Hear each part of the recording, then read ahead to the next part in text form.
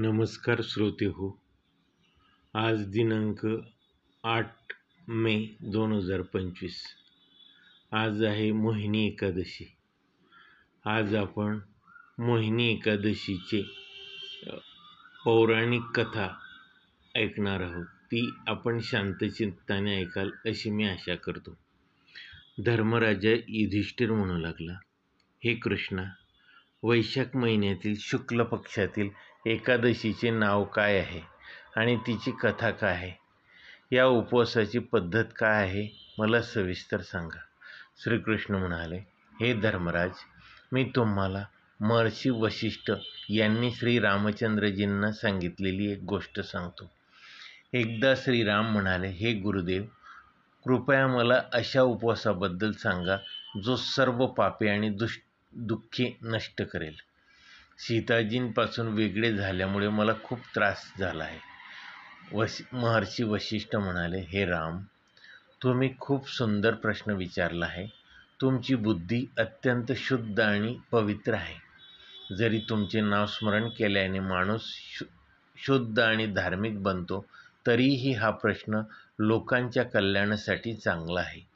वैशाख महिन्यात येणाऱ्या एकादशीला मोहिनी एकादशी म्हणतात. या व्रताचे पालन केल्याने व्यक्ती सर्व पापांपासून आणि दुःखांपासून मुक्त होते आणि आसक्तीपासून मुक्त होते. मी तुम्हाला त्यांची कहाणी सांगतो, ती काळजीपूर्वक ऐका. सरस्वती नदीच्या काठावर असलेल्या भद्रावती नावाच्या नगरात धृतिमान नावाचा चंद्रवंशी राजा राज्य करीत होता. धनपाल नावाचा एक श्रीमंत आणि सद्गुणी वैश्यही तिथे राहतो. तो खूप धार्मिक आणि विष्णुभक्त होता. त्यांनी शहरात अनेक रेस्टॉरंट, पिण्याच्या पाण्याच्या ठिकाणी, विहिरी, तलाव, धर्मशाळा इत्यादी बांधल्या होत्या. रस्त्यावर आंबा, जांभूळ, कडुलिंब इत्यादी अनेक झाडे लावण्यात आली.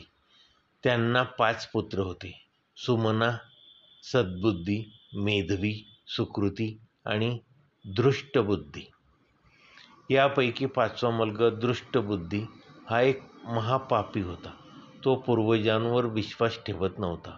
तो वेश्या आणि दृष्ट लोकांशी संगत ठेवत असे, जुगार खेळत असे, इतर स्त्रियांसोबत कामुक सुखांमध्ये रमायचे आणि दारू आणि मांस सेवन करायचे.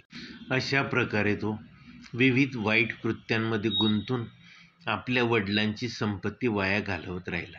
या कारणांमुळे त्रासून त्याच्या वडिलांनी त्याला घराबाहेर काढले. घर सोडल्यानंतर तो आपले दागिने आणि कपडे विकून आपला उदरनिर्वाह करू लागला. जेव्हा सर्व काही नष्ट झाले तेव्हा वेश्या आणि त्याचे दृष्ट साथीदार त्याला सोडून गेले. आता त्याला भूक आणि तहान लागल्याने खूप वाईट वाटू लागले. कोणताही आधार न मिळाल्याने तो चोरी करायला शिकला. एकदा तो पकडला गेला, कारण त्याला माहीत होते वैश्यांचा मुलगा आहे. त्याला इशारा देण्यात आला आणि सोडून देण्यात आले. पण एकदा तो पकडून गेला, कारण त्याला माहीत होते की तो वैश्यांचा मुलगा आहे. त्याला इशारा देण्यात आला आणि सोडून देण्यात आले. पण दुसऱ्या तो पकडला गेला. यावेळी शाही हुकुमानुसार त्याला तुरुंगात टाकण्यात आले. तुरुंगात त्याला अत्यंत छळ सहन करावा लागला. नंतर राजाने त्याला शहर सोडून जाण्यास सांगितले. तो शहर सोडून जंगलात गेला. तिथे त्याने वन्य प्राणी, पक्षी मारून त्यांना खायला सुरुवात केली. काही काळानंतर तो शिकारी बनला आणि धनुष्यबाणाने प्राणी आणि पक्षी मारून खाऊ लागला. एके दिवशी भुकेने आणि तहानेने व्याकुळ होऊन तो अन्नाच्या शोधात इकडे तिकडे भटकत राहिला आणि कौंडिन्य ऋषीच्या आश्रमात पोहोचला. त्यावेळी वैशाख महिना होता आणि ऋषी गंगेत स्नान करून परतत होते.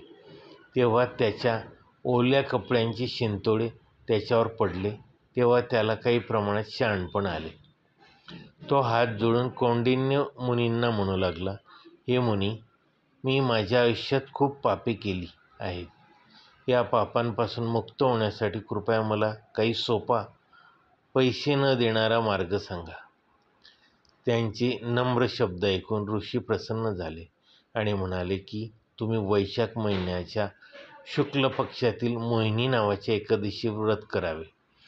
यामुळे सर्व पापांचा नाश होईल. ऋषीचे शब्द ऐकून तो खूप आनंदी झाला आणि त्याने सांगितलेल्या पद्धतीने उपवास केला. अरे राम, या व्रताच्या परिणामामुळे सर्व पापे नष्ट झाली आणि शेवटी तो गरुडावर स्वार होऊन विष्णू लोकात गेला. या व्रतामुळे सर्व आसक्ती इत्यादी नष्ट होतात. जगात या उपवासापेक्षा चांगला उपवास नाही. त्याची महिमा वाचून किंवा ऐकून 1000 गायी दान केल्याचे पुण्य मिळते. माझी कामिनी माझ्या या कथेला लाईक, शेअर आणि सबस्क्राईब करायला विसरू नका. धन्यवाद.